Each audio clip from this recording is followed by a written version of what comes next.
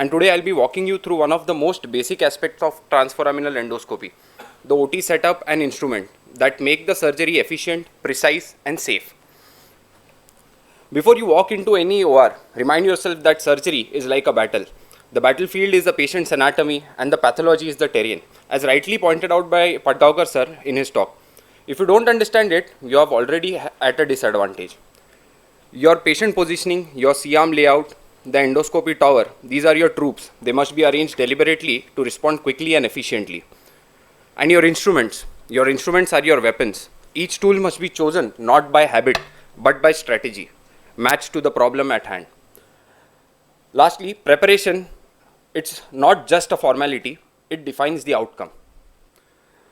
A frequent scenario nowadays, a patient sits across you in your clinic with the MRI. They have heard about the endoscopic option and they ask you, doctor, can this be done with just a scope, no big incision? Well, patients these days are not just curious, they are demanding. Internet has made them believers. But us, we hesitate. We all think, sure, a scope works for straightforward cases. But for real pathology, for stenosis or fusion, can we really trust a 8 to 10 mm portal to do what we have spent mastering through open approach?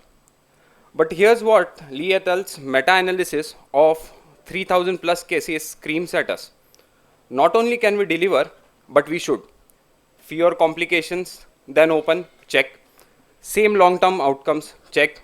Patients back on their feet within hours, check. So this is not just a patient hype, it's peer-reviewed proof.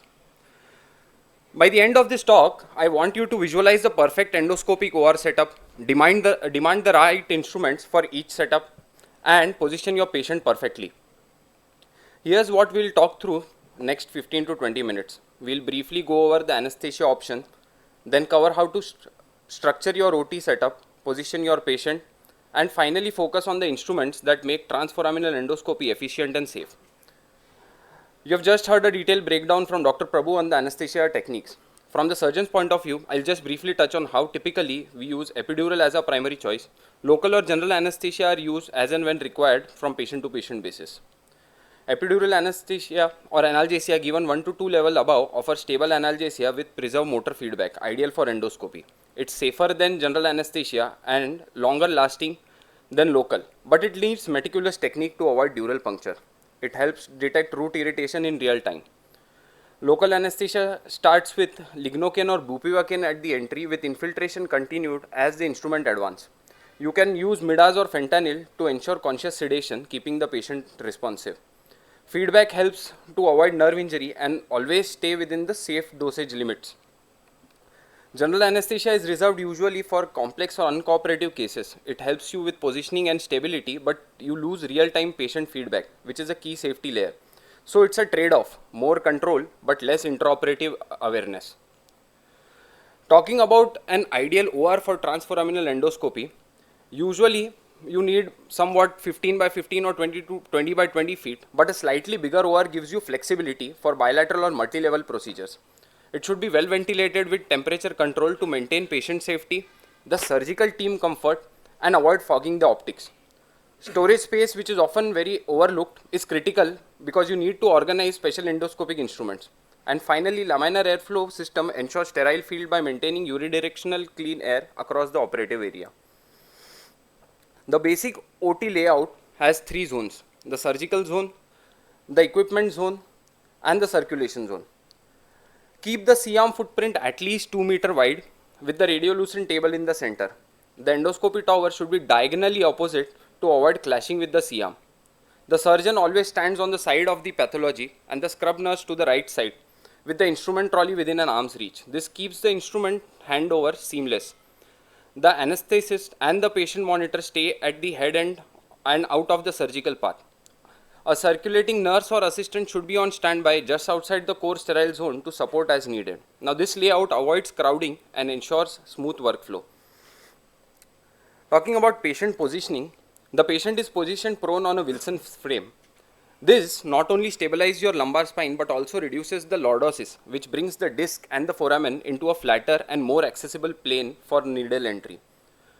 Flexing the hip and the knees open up the intervertebral foramen, which is critical for transforaminal axis. Also ensure that the abdomen is freely hanging to reduce intra-abdominal pressure. This helps prevent epidural venous engorgement, which translate into a cleaner surgical field with less bleeding. And lastly, always confirm C-arm positioning before prepping to ensure true AP and lateral views are possible without repositioning the patient. Before draping, perform a complete trial run of the C-arm to ensure unobstructed movement and optimum positioning. Now this step is crucial for intraoperative imaging. You insert the needle at predetermined entry site and advance it under fluoroscopic guidance. Also, after decompression, obtain fluoroscopic images to confirm adequate nerve root decompression. This is a standard OT setup for left-sided transforaminal cases. The C-arm enters from the opposite side or the right side with its monitor at the head end of the patient. The endoscopy tower and the irrigation stand at the foot end on the right side, and the surgeon stands on the operative side, which is left in this case, with a scrub nurse and Mayo trolley to the right for easy access. Now same setup for the right sided transforaminal case. Now C-arm enters from the left with its monitor at the head end. Endoscopy tower and irrigation stands at the foot end of the left side, and the surgeon stands on the operative side, which is right in this case, with a scrub nurse and Mayo trolley to the right for easy access. Next we move on to draping. Now this video shows our standard draping sequence for transforaminal cases.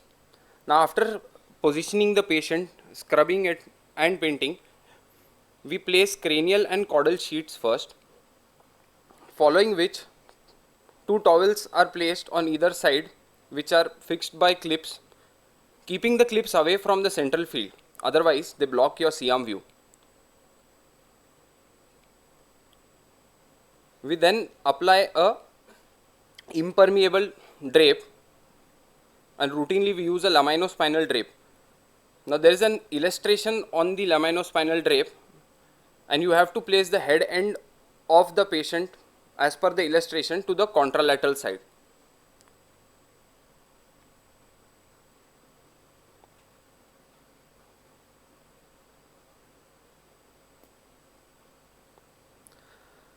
Now on the ipsilateral side or the side from which we are going to operate, we fold the excess drape to form a fluid pocket, placing a suction cannula there to collect the irrigation runoff, keeping the floor dry and safe.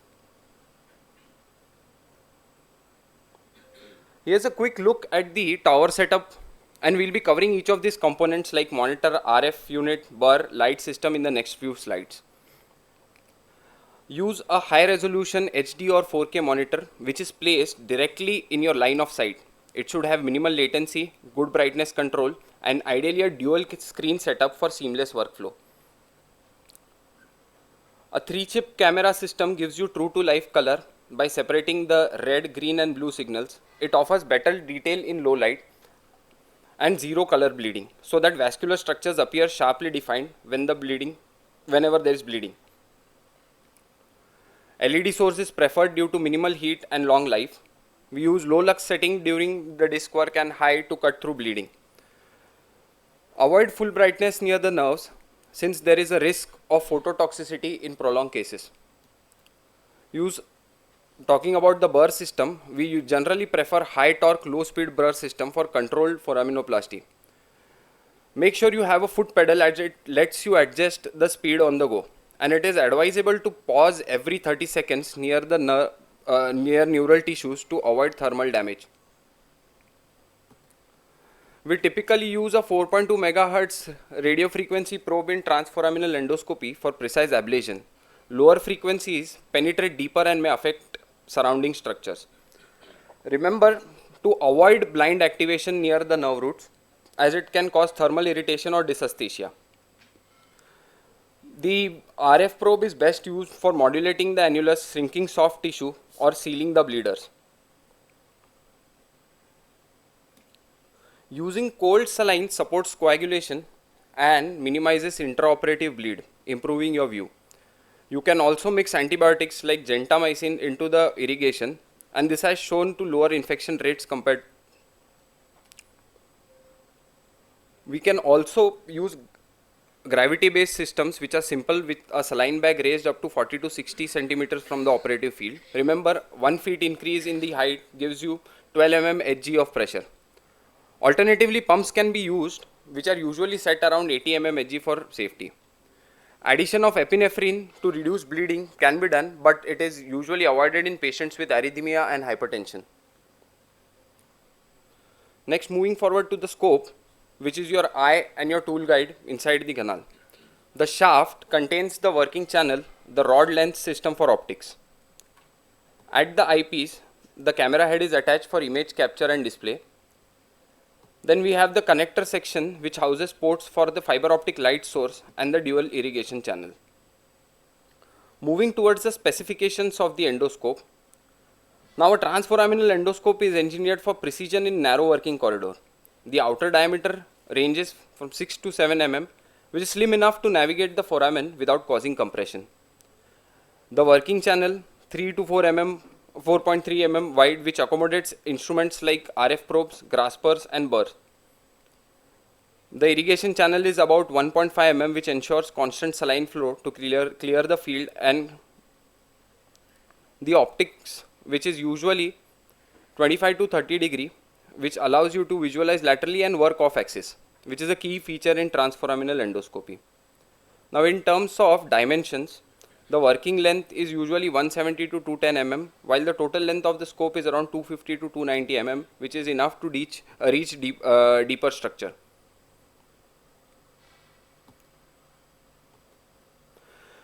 Talking about the access instruments, we have the needle, which comes in stainless steel or a disposable variety and typically is 200 to 250 mm in width, in length, with an 18 gauge bore.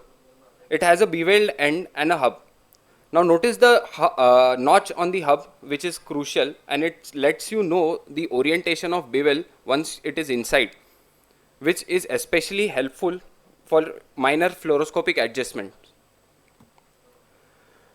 Next, we move on to the guide wire, which is typically about 400 to 410 mm, which is made up of stainless steel or nitinol and pass through the beveled entry needle. It serves as a central rail over which your dilators are advanced. It is removed once the dilator is docked and it is checked. After our guide wires are placed, we then insert our dilators. This helps us to create a working channel through the paraspinal muscles. You can use sequential dilators with 1.5 mm to 5 mm, which gradually expand the tract and reduce muscle stretch or post-op soreness. Alternatively, a one-step dilator saves time but might cause some discomfort to the patient. The central bore of the dilator is meant to fit the guide wire, and the double bore design allows eccentric placement of the guide wire, giving you an alternate in tricky situations. The working cannula, which is then passed over this dilator, has a bevel tip for smoother insertion and manipulation inside the foramen, and the other end acts as a guide to determine the position of the bevel tips. It is inserted in such a way that the bevel faces cranially away from the exiting towards the exiting route, which is critical to avoid neural injury. The standard cannula, which is shown up, is used for soft disc or minimal bone work. We have cannulas with tang extension or long oblique cannulas, which are used as retractors as well in certain situations. The cannulas having an S-shaped bevel, we call them as foraminoplasty cannula, are used in migrated disc or tight foraminal cases where bone drilling is required before standard cannula placement is done. Now we take the help of the stab and mallet to insert the cannula into position. In the last presentation, we saw these instruments which were used. These are known as Tom CD reamers or Maxmore needle reamers. These are used to drill through bones before placing the working cannula when dealing with hypertrophic SAPs and tight foramens. They are especially required while performing transiliac access for alpha S1 with high iliac crest and supra or transpedicular techniques to reach far or very far migrated disc fragments. Once the reamer comes in contact with the bone, apply controlled clockwise rotation. However, it is critical not to let the serrated tip cross excessively beyond the medial pedicular line, and In doing so, you put the nerve root at risk. Always monitor patient's neurological feedback, pain or tingling, and presence of pain or tingling should prompt an immediate reassessment and withdrawal of the instrument. Next, we move on to the burr or drill, which are essential for foraminoplasty. These are used to drill hypertrophied SAPs and widen the Cambine's triangle for safe access. Usually there are two types. First, the hand drill mount burrs and the machine mounted burrs. The hand drill mount burrs are quicker to set up, but they tend to generate more vibration and heat. They offer less torque control and are slightly riskier near neural structure, and especially for beginners.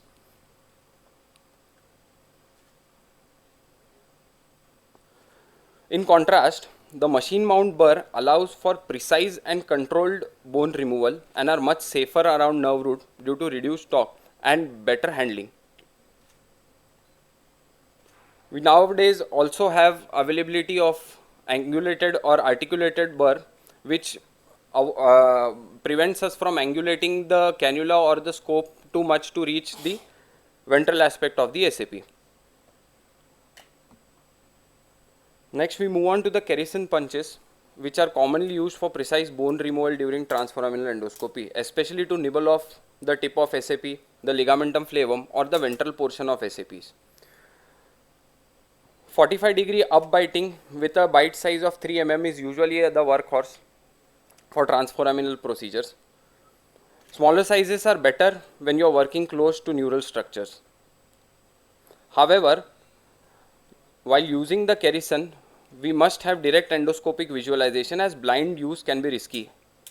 In very tight foraminal spaces, they can be difficult to be maneuvered, and hence you will have to rely first on the burrs or hook to create a working room for these. Moving on to graspers, which are like your hand inside the spine. They are used to retrieve fragments under direct vision. The most commonly used are the straight graspers, and they come in two variants. Serrated tip graspers, which have a stronger grip, which are ideal for firm or fibrotic fragments, or smooth tips, which are gentler and useful while working close to sensitive structures like the nerve root. A key principle is always ensure the tip is in clear view before you close it. Blind grabbing can easily injure the root or the dura. Moving on to the flexible graspers, which are specially designed to navigate around corners, making them ideal for retrieving migrated or sequestrated disc fragments that aren't directly in line of sight. Now, they reduce the need to manipulate or rotate your vertical working cannula aggressively, which is especially helpful in tight or narrow foraminal spaces where movement is restricted. They must be used strictly under direct vision to avoid injury to nearby neural structure.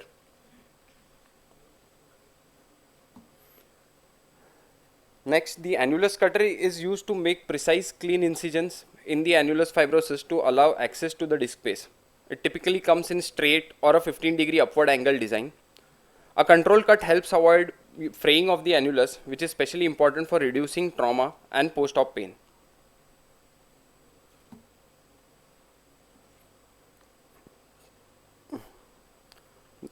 This is a clip which demonstrates the annulus cutter being used in the lower discal margin to remove the annulus.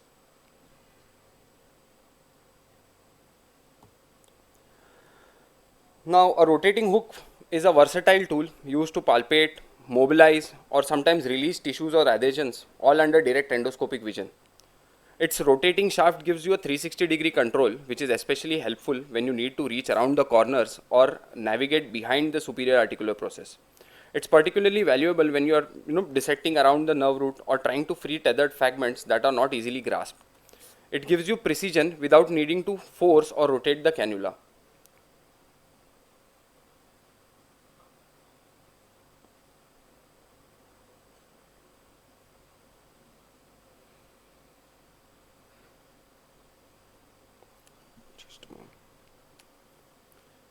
Here we can see the tissues around the traversing root are being detethered, and the ventral aspect of the SAP, the ligamentum flavum around that, is being separated.